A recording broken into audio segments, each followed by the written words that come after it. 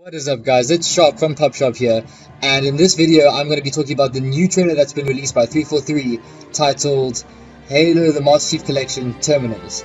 And basically I'm going to show you guys the trailer and then pretty much discuss what it means. So yeah, without much further ado, here it is.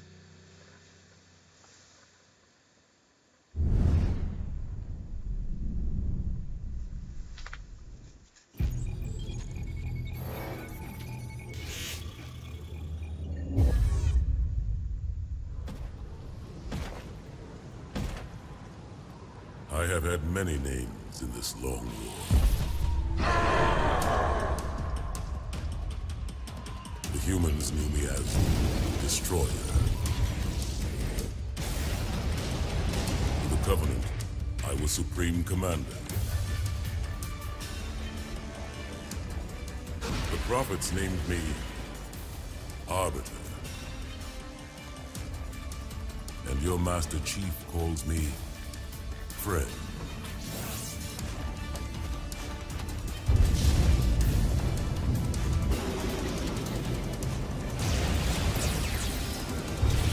How well do you know your friend, human? And what will you call me when you learn the truth of what I have done?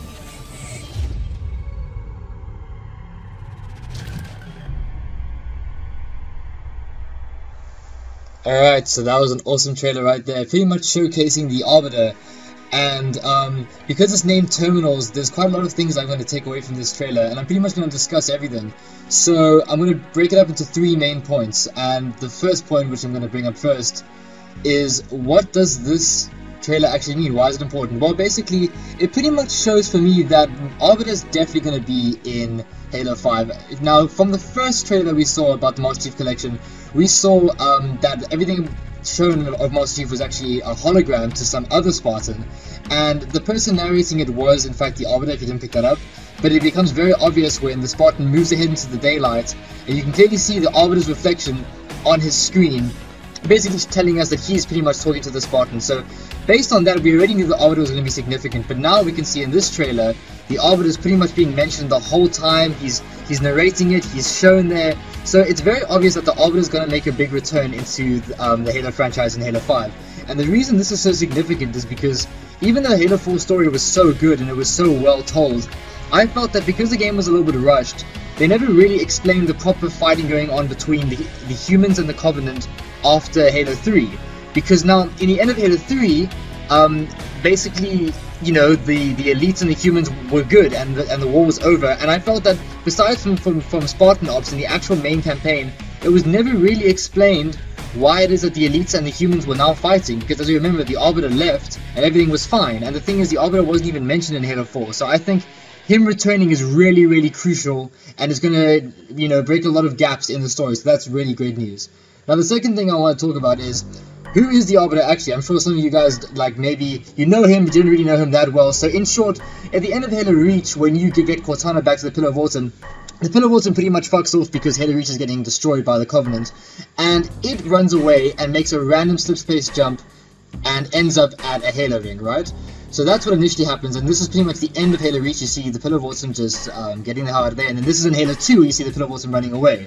Now, the Arbiter, who is actually the Supreme Commander of the attack force attacking Reach, basically saw the Pillar of Autumn escaping, and he followed it with some of his ships, right? And he also ended up by the ring.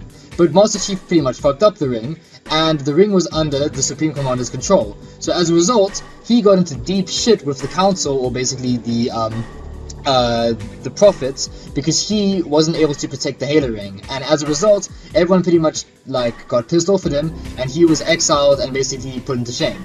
So now what the Prophets did of him is they said, instead of killing you, we're going to make you the Arbiter. So he's led over to the mausoleum of the Arbiter, and they basically use him as kind of like a toy where they can send him on suicide missions. So as you can see here in Halo 2, it shows us the Prophet talking to the Arbiter, and basically the Arbiter becomes, you know, he becomes the Arbiter finally, and now he has that new position. So yeah, here we see for the first time he receives his new armor. But now what actually happens is initially he's all honored and he's like, yes, I get to fight for the Covenant again, that's great. But then following the story in Halo 2, lots of shit goes down, including when he tries to kill the heretic on that abandoned spaceport, and when he speaks to the Monitor and when he speaks to the Gravemind as shown here, he basically understands that the Prophets have been lying to the Covenant, and he as a result becomes really like skeptical of them and skeptical of the Covenant, and he basically becomes allies with the humans after everything he sees, right? And then basically, becoming allies with the humans, he becomes friends with Master Chief, and as a result, he basically has a huge part to play in the story. So then following into Halo 3, he's big buddies with the Master Chief, and they pretty much go on like all their fights together.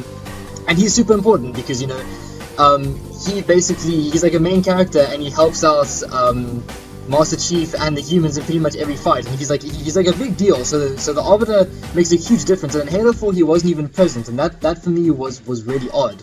Like, given in the end of Halo 3, he was the last survivor, and he was known as the last person to see Chief, and he's a really important character. And the whole thing about it is that in the end of Halo 3, when he leaves, it's crucial because he becomes in charge of all the elites.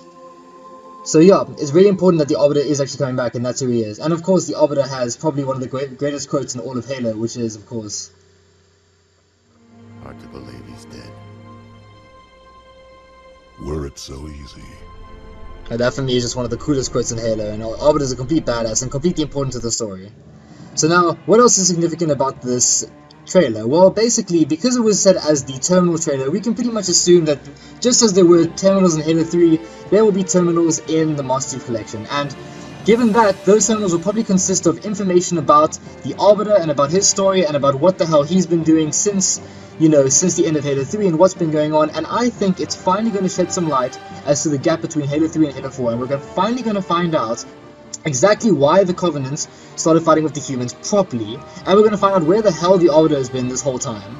And it's gonna shed a lot of light into what's going on in Halo 5. But yeah, guys, I hope you liked this video. It's pretty much just a basic explanation of that trailer. It's an awesome trailer. Definitely going to be seeing the Arbiter in Halo 5 without a doubt, and Halo the Master Chief Collection will definitely be showing us some new insight into the Arbiter and some new insight into the story. But as always, guys, this is Sharp out. If you liked the video, give me a subscribe, and I'll see you guys in the next one.